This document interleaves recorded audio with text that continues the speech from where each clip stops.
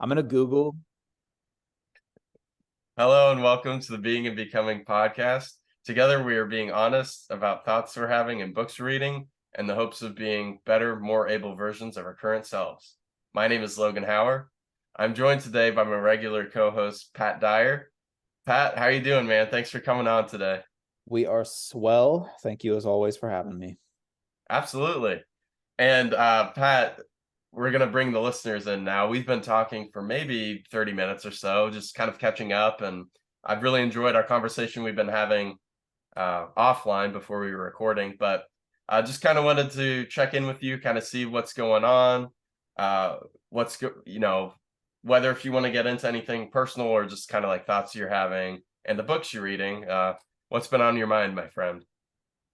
Just the usual, preparing for a wedding, trying to balance school or planning for school and work and all this stuff. So while reading and learning and all these things. Nothing crazy, pretty boring.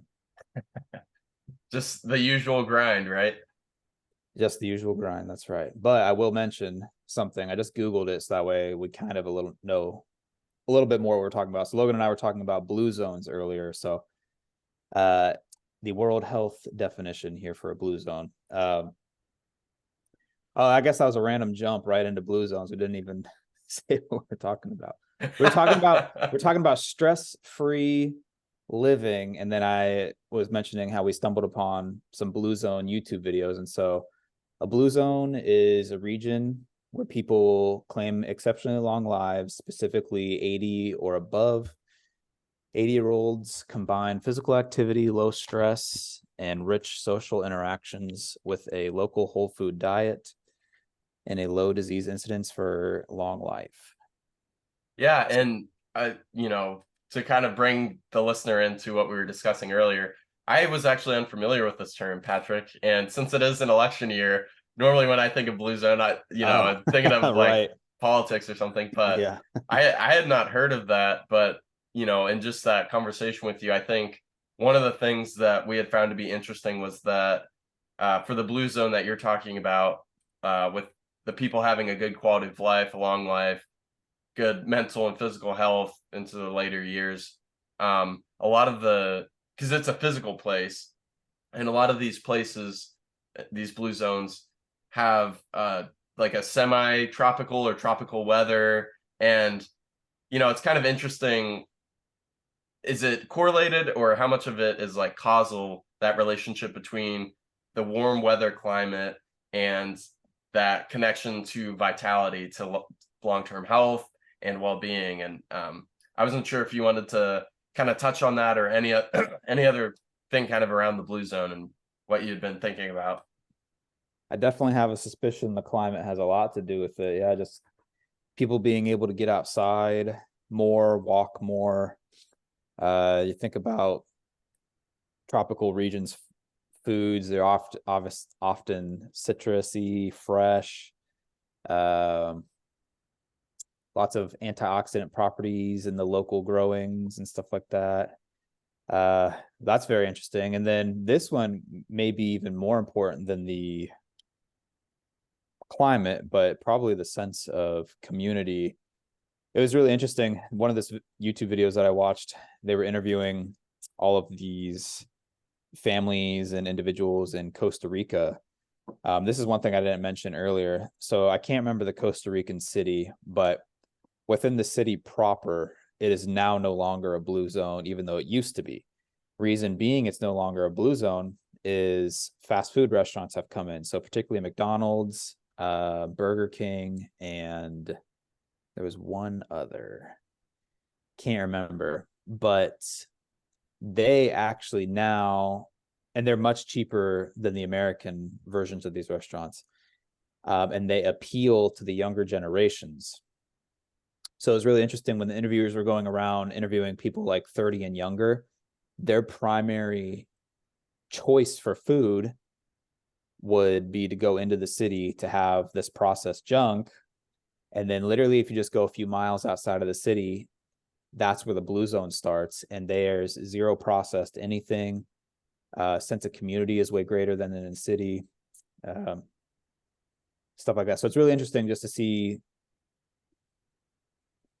food, community do have a lot to do with it. Hustle and bustle of the city doesn't really, I guess, allow for too much getting to know your neighbor very well, perhaps. And then the slower style of life outside of a city maybe perhaps just enables more development of community over time. Something like that, maybe. You know what would be interesting too is, you know, before 1900 or something like that, like 100 years ago, let's say, how many places in the world would have been considered blue zones that aren't now because of those kind of things, the hustle and bustle, the fast food coming in. Like maybe at one point it wasn't necessarily based on as heavily weighted towards climate, you know. That's a really interesting point that you bring up with that city. Was that Costa Rica, you said? Yeah, it was in Costa Rica. I can't remember the city's name though, unfortunately. But you know, it's still interesting that that city was considered a blue zone. A couple factors change. All of a sudden, it's, you know, yeah, it's I I feel like any study that comes out or any new revelation that we hear or find, fast food is always somehow connected to like a Yeah, poor quality of straight up. health and life. And yeah, here I am hitting up McDonald's and, you know, still continuing Word. to do all those things. Um but yeah, it's, you know, the hustle and bustle. I think we had both been talking to before, like you had mentioned up top that you have a wedding coming up. I have a young baby coming into this world. So, you know, we're busy with things uh that are like kind of momentary, how do I say that? Yeah, they're not perpetual. They're just, yeah, momentary stresses in our lives. But, you know, the say like a New York or something, leaving your apartment would just be stressful. Just walking out and going into the street, the noise, the stuff going on.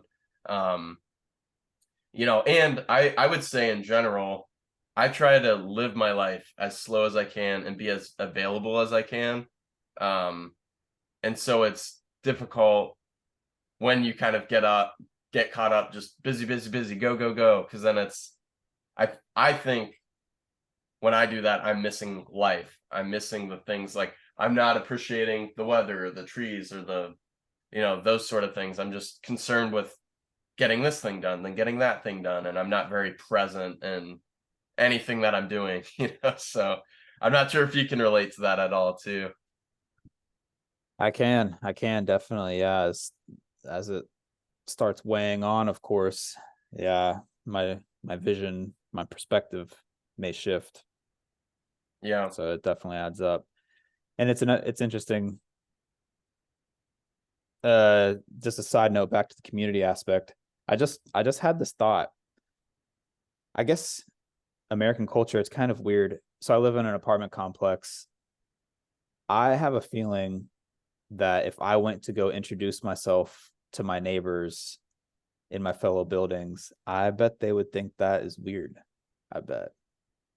Isn't that interesting? That is interesting. Because that's not the way my grandparents were. What back before my all my grandparents had to move into different types of housing. So when I was a younger kid and they lived, of course, in their houses, it's really interesting. They actually knew all of their neighbors, like all of them. And there's a lot of them. So And that's very interesting. this just as it's not just in apartments either, right? This is your grandparents were living in different Yeah, houses. Yeah. neighborhoods and everything. Yeah, Hmm. developments and all these things. Yeah.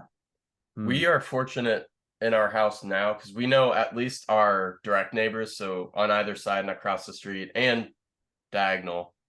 So we kind of know everyone whose house we can see directly or whatnot, we know and have a relationship with, which is good. But at our last house, we had one neighbor that we were friends with and then didn't know just like anyone else on the street, and had a lot of renters and, you know, a lot of churn on people living there. So yeah, it's very different. And even just you mentioning your grandparents a couple decades ago, you know, being able to know all their neighbors and not only know them but have relationships with them and like them.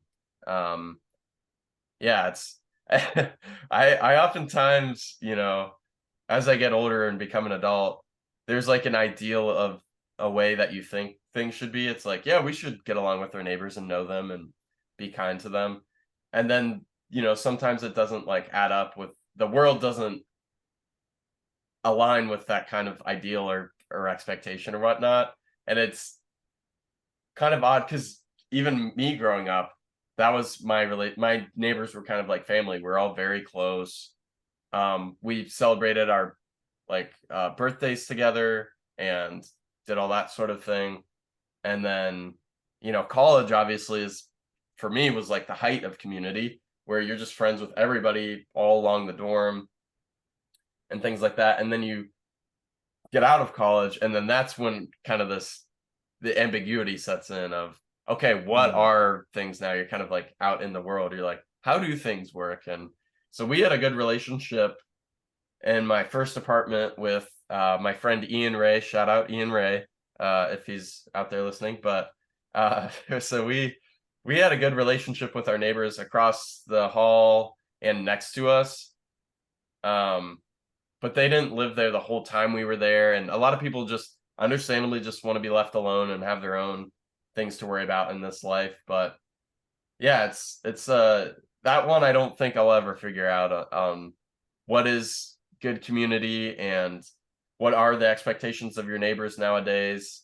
Because obviously the situation that I had growing up was unique, and not to speak for you, Pat, but I know that you had really good relations with your neighbors as well. So, Mhm. that maybe in hindsight is like a very unique experience. And then the thing we're experiencing now is normal, or maybe it's the inverse, it's tough to know. But yeah, the apartment thing is definitely odd to like introduce yourself, and people are kind of like, or that's my perception at least, is they might have their guard up.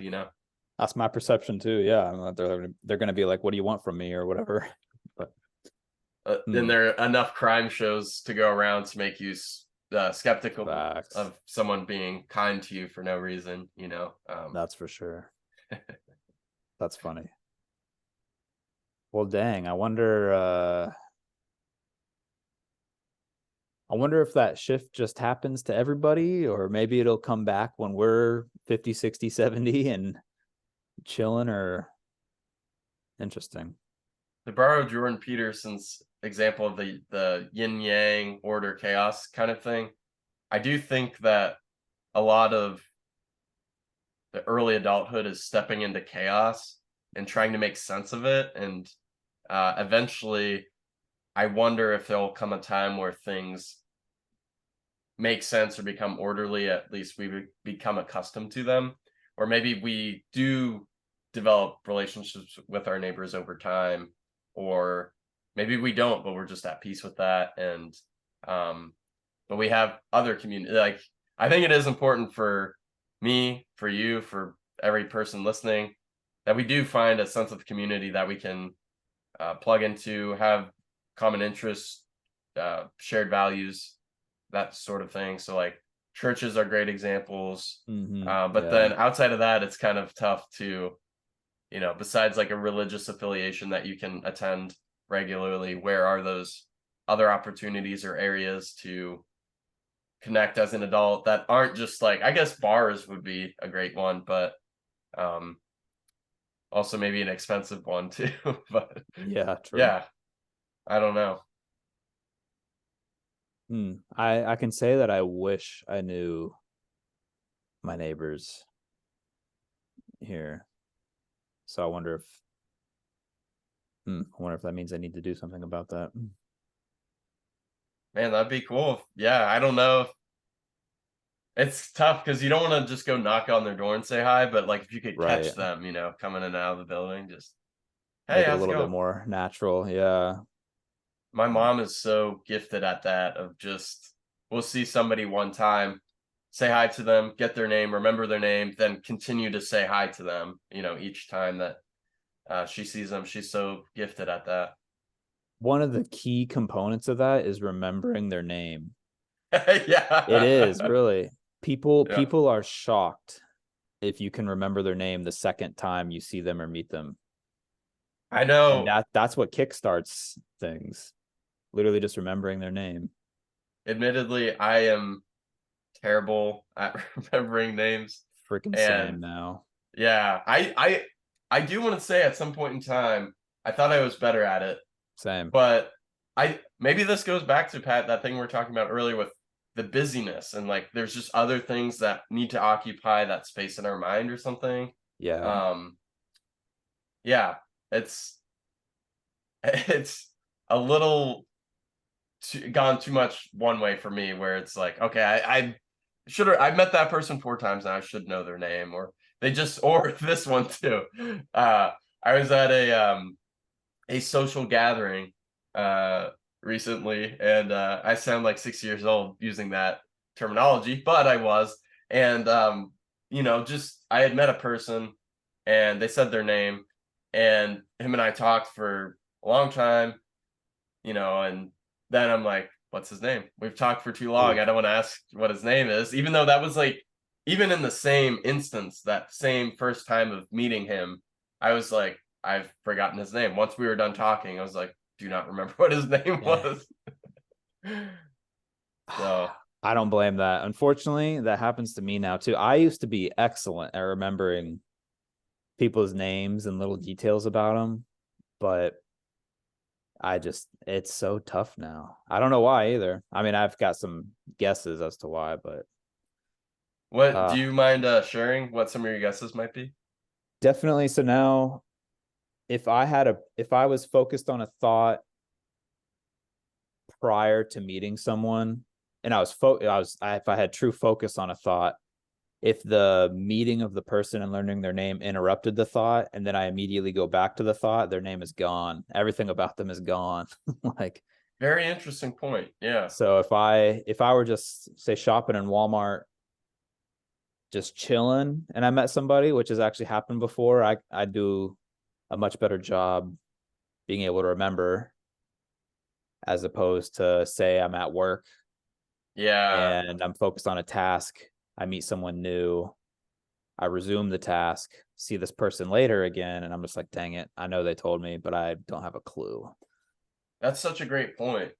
And maybe, I mean, we are talking about this up top too. Maybe stress plays a factor in that too, I bet it because you're at does. work, things are going on, you know, and yeah, like that. I think that's totally reasonable if you're, I will say, out of your element, and even if you're at work, but like you're out of your kind of homeostasis, your calm demeanor, your normal self, or whatever, and you're kind of in this heightened, even if it's short term, like a heightened anxious or stress, we'll say stress because that's what it is, stressful state. And then you're like, then reintroduced to that person that you've just met. It's like, oh, yeah, yeah, that's a really good point. Mm. Maybe I wonder too, like memory loss or like dementia and stuff. Is that a similar thing? Like, not that you are stressed, but your brain's on like that kind of, in that Fight kind or of flight mode. mode. Yeah. Yeah, and it's just like neglecting the short term things. Mm. Yeah, I don't know. I That's the Alzheimer's, or sorry, the memory loss, dementia, Alzheimer thing that I was saying. That could very well not be the case, but you just wonder if there is some kind of relationship between that disease and that phenomena, or that kind of like feeling that we all Mm. experience. Hopefully we're not experiencing that right now. I mean, dude, it's scary with me sometimes. It's My memory is not great. But I think it is like, I always have something else on my Yeah, mind exactly. You than the got thing things I'm going doing. on. Because that's Yeah. the tough thing. Well, it's not tough. Wow, boohoo, I no tears for me or anything. But the thing about being creative is that there's always an idea on my mind, and I Mm, have to right. choose whether I'm going to bury it or like let it percolate, just kind of sift through the drain there, and you know, um, or if I'm just gonna like toss it out altogether. Because that's like, oh, I thought of something yesterday that was like really funny. I can't remember it now. Yeah, a point, point in case right there. Case in Yeah, point. exactly. Whenever you're in a creative mode or get a creative thought or anything of the sort, do you ever write it down so you can come back to it later and let it leave your mind? Or do you try to segment it somewhere else in your mind and try to mentally make a note? I did used to write them down, but then it happens so often. I have like thousands of notes in my phone. So I have a better idea of like, okay, what is a really good idea that I should write down? Maybe some of them I have to just let go, and others, if I keep thinking about it, then I'm like, oh, this is really good. Then I'll write it down. But up until maybe like 5 or 6 years ago, I would just write everything down, or mostly everything that I could remember down. But now it's kind of like, okay, I've got I even just in my closet right now, I have 10 notebooks full of different song lyrics and ideas. I've got a phone full of invention ideas, poetry, song, skits, all that all that kind of stuff. So it's like if I'm gonna add another note to this, it has to be a good premise, you know. And I'm trying to get into storytelling, book writing, that sort of thing. Especially having a kid now, I Ah, think that would be so cool to like write stories for her that would be to amazing. read, or at least for me to tell her. And and yeah, so I'm like trying to transition more into that. And our friend Jordan Harris had come on the podcast a couple months ago, and he's written a couple books. So that was also kind of an inspiration to me of like, oh, cool. Now I have a friend doing this, and like I see that it's possible. It's like within reach. I just need to be disciplined in doing this. But yeah, so I think he's gonna come back on here soon too with my brother and probably talk more about that. But yeah, it's I think I can understand. I used to think everybody thought the same way as me, but then being married to Peyton, her mind is sometimes blank or focusing just on one thing. I always have at least two competing things going on in my brain. I Very don't just interesting. have like one thought Hmm, going. So so yeah. that's fascinating, actually. Do you think of things in that way, like like creatively, or are you more like concrete when you're thinking? Ooh, hmm. Depends on the situation, but I'd say probably 80, 90% of the time I'm a little bit more concrete. It's usually one thing at a time. But like you were Mhm. saying earlier, despite that, I'm still always very aware of other things without needing to put my attention on them per se. Which is true. That's very true about me. I'm kind of interested that that's evident. So I wonder what it is I say and do that makes that so obvious sometimes. But yeah, I'd say I've become more of a concrete thinker in that aspect, and yet I'm still very aware of other things around, other thoughts around, and stuff like that. And that's one of the things I love hosting this podcast with you, because you're not your thinking to me is not easy to map on. Like, it's not like you're all of one thing or the other, because yes, you are very concrete, your proverbs, you're very grounded in realism, in my opinion. Mm-hmm, mm-hmm. Uh or just in our conversations, that's my impression. But I then agree. you also have the ability, like you were mentioning, you can understand when you're in a unique um Situation or something. situation, and that you Yeah, need to really appreciate it. And but you can also be living in the moment simultaneously while also recognizing that. And that is something, yeah, yeah. I think we were talking about this before we started recording, but that's just something I really admire about you, Mm, because when I'm really in the moment, I'm just in the moment. And then when I'm done, I tend to look back on it with hindsight and appreciate it or cherish it or whatnot. Um, and again, I think not to beat a dead horse, but one of our favorite topics obviously was high school to talk about. And you were so well aware of what was going on in the moment. I think you had said it so much it started rubbing off on me, and then I could also recognize, oh yeah, this is like very unique, and we'll probably never have experiences like this again in our lives, and I should cherish this. And so yeah, I don't know, I you're a wealth of knowledge, a well of knowledge. You're a deep thinker, and yeah, it's always a pleasure picking your brain a little bit. Likewise, and I appreciate that much. Absolutely do. Yeah. Mm. And I know we're kind of getting low on time, but did you have any kind of closing thoughts or remarks? We had kind of touched on some interesting things today with the blue zones, stress, um, memory. Yeah. Good job remembering. Well, I guess a closing thought that I've kind of been thinking about beforehand was how to make like a blue zone community in our lives. Like what can we be doing to bring this quote unquote culture back, or present for the first time for some people, or for even ourselves? Yeah. Like, how do we need to change ourselves to develop this? I Because tell you what, I'm in that same boat because I know there are things that I could be changing or improving in my life to make the quality of my life better.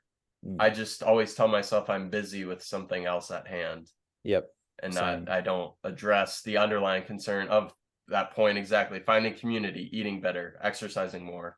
Um, there's always something more pressing that will take precedent over those values. So, Mm.